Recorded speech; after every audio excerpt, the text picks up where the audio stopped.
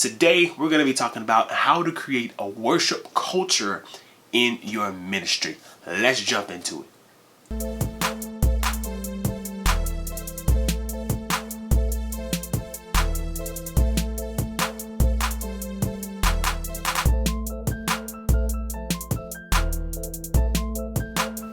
What's going on, everybody? It is Mike here, and this is Moments with Mike, where I give wisdom, tips, tricks, and some insight on worship leading, singing, songwriting, and anything else that I can think of. If you're new here, consider subscribing. If you like what you are hearing and the content that you are receiving, go ahead and hit that like button and also hit the notifications button so that you can get notified anytime we drop new content here. Now, when it comes to creating a worship culture, there's a lot that you need to know and a lot that you need to implement. But today, I'm going to give you 3 tips about creating a worship culture that you can use right now to help push the agenda of worship in your ministry. Let's jump into it. Tip number 1.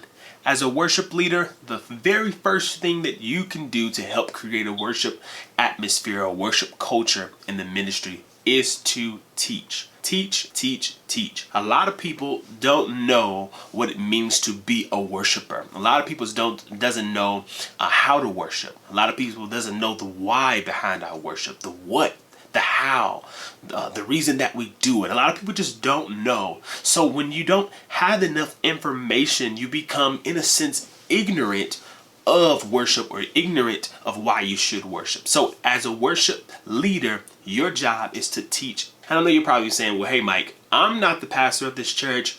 I'm just a worship leader. I'm just here to sing. I'm just here to deal with the worship team, and then I go home. But I want to challenge you in that. Worship, it is a part of the diet of a ministry. Word is a part, a big major part, and then worship is a major part. So if you don't have both of them together, it can kind of put an imbalance of the diet that the people are receiving. Here's what I would do if I was you. I would reach out to my pastor, say, hey, pastor, I want to help push the agenda of worship in our ministry.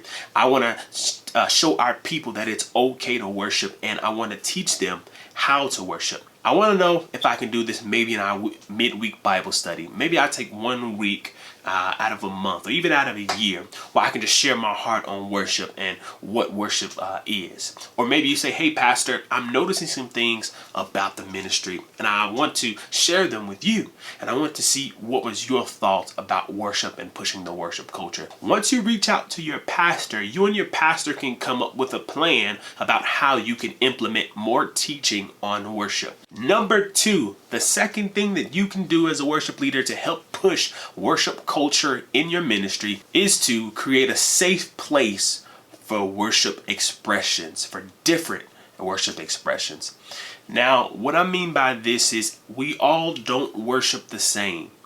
Some lift their hands, some dance, some scream and yell. Some don't do anything. Some just hold their head down in reverence or bow their head down in reverence. Some people paint. Some people mime. Some people praise dance. Some people sing. You know, there's different expressions. And what you have to do is you have to make sure and make it comfortable enough for people in your congregation to, to worship. When you make one or the other feel bad about how they worship, that's going to be a cap on the worship culture.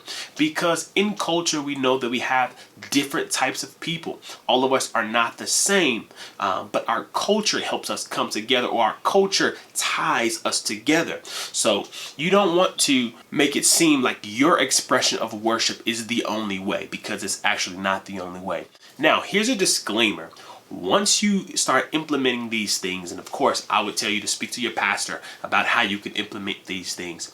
Once you start implementing these things, make sure that you do have some rules. Unfortunately, we do have people who would like to take advantage and who would like to just try to do their own thing and actually do more harm than actual good. So just make sure that you have some rules so that you can minimize those types of situations. Tip number 3, our final tip that I believe that you can do is what is called worship nights. Worship nights, and I know you probably say, Mike, I do that already. I have concerts already. I have musicals already. I have Christmas musicals already. But I want to let you know that this is not that. A worship night is a night set apart, and this specific time is for worship only. This specific time is set apart for us to pour our love on the Father. Now, yes, we have tainted it by making them concerts, musicals, and different things like that, and showing off our musical abilities, but not actually worshiping. And this is not a rebuke or anything like that, but I want to challenge you to get to the core essence of worship nights. The core essence of worship nights is to worship.